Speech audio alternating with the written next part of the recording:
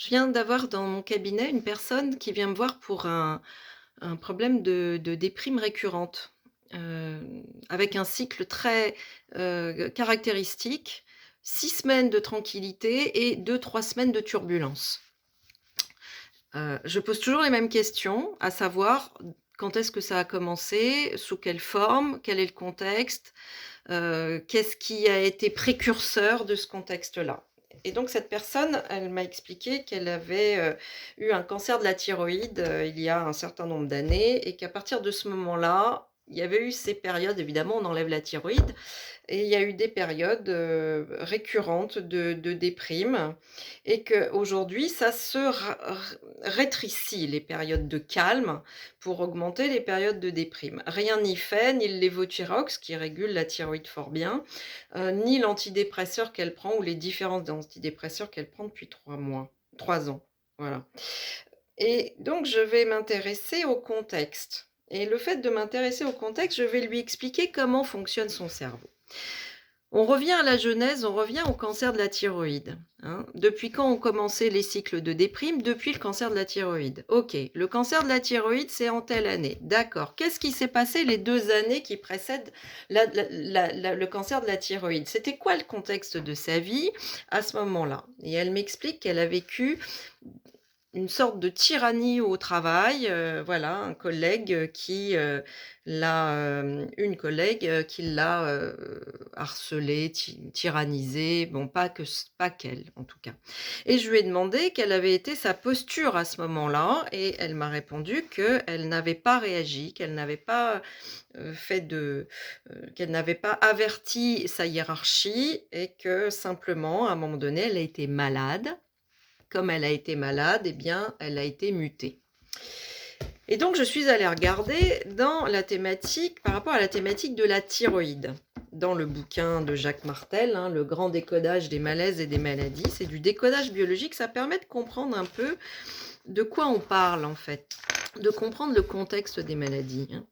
Et la phrase la plus importante qu'il y avait pour elle, c'était la phrase, une des phrases qui parle de soumission et de pouvoir prendre son autonomie, de pouvoir réagir par rapport à l'autorité, hein. Je ne retrouve pas ma phrase, je vais y arriver, voilà. Cette attitude, voilà.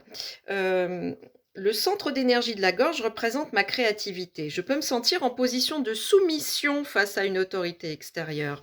Je peux idéaliser les autres, mais cela m'amène à me sentir inférieure. Cette attitude peut amener mon corps à réagir par un cancer de la thyroïde. Les autres deviennent un outil pour combler mon vide intérieur. J'ai peur du pouvoir car je renie le mien, ce qui m'amène à vivre dans la passivité. Bah, c'est exactement ce contexte qui s'est passé juste avant donc l'enclenchement de son cancer de la thyroïde. Et donc je lui ai expliqué, ça m'a permis de lui expliquer comment fonctionne notre cerveau et le système de stress. Notre cerveau limbique et notre reptilien, ce sont les cerveaux de survie. Nos cerveaux de survie sont là pour assurer notre sécurité, notre survie, pas notre épanouissement personnel, hein. Ça, c'est un truc de cortex et de néocortex. Mais le limbique et le reptilien sont là pour assurer notre survie vraiment au sens primaire du terme. Les actes, les principales actions que j'ai par rapport à mon processus de stress, c'est la fuite et la lutte. Lorsque je me trouve dans une situation où je ne vais pas réagir je ne vais pas réagir par la fuite, je ne vais pas réagir par la lutte, c'était le cas pour cette personne. Qu'est-ce qui va me rester comme solution?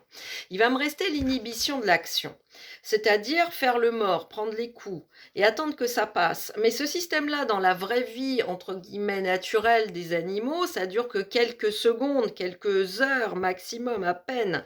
Dans nos sociétés complexes, on se retrouve à devoir vivre des situations de danger en termes de douleur, de souffrance, qui peuvent durer longtemps, mais notre processus n'est pas du tout adapté à quelque chose qui dure aussi longtemps. Donc l'inhibition de l'action qui dure longtemps, ça aboutit, de même que la fuite et la lutte qui durent longtemps, c'est d'une dépense d'énergie monumentale qui vont finir par attaquer notre système immunitaire, avoir des conséquences. Pourquoi? Parce que le processus de stress et le système immunitaire sont liés. Quand je change de poste, de structure, comme ça a été le cas pour cette personne. Alors, je m'éloigne du danger, mais je garde la même fonction, le même métier. Et donc pour mon cerveau, mes cerveaux archaïques qui pilotent ce processus de stress, le simple fait que j'ai le même métier signifie que je peux être confrontée de nouveau au même contexte et la même situation.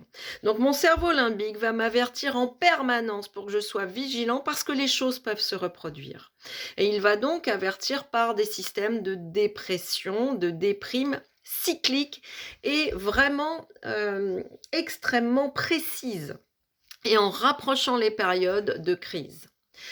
C'est important de comprendre comment fonctionne notre cerveau et comment fonctionne notre corps. C'est important parce que ça nous permet de nous réapproprier notre pouvoir, notre autorité sur nous-mêmes, à comprendre d'où on vient, comment on fonctionne et à ne pas être les instruments des aléas qui peuvent se produire dans nos vies. Je rappelle comme ce qu'est la définition du processus de stress, tel que posé par le docteur Hanseli, qui est un précurseur sur le travail concernant le processus de stress chez les êtres vivants. Eh bien, le stress, c'est l'ensemble des réactions physiques et physiologiques dans le corps pour faire face à un facteur de danger extérieur.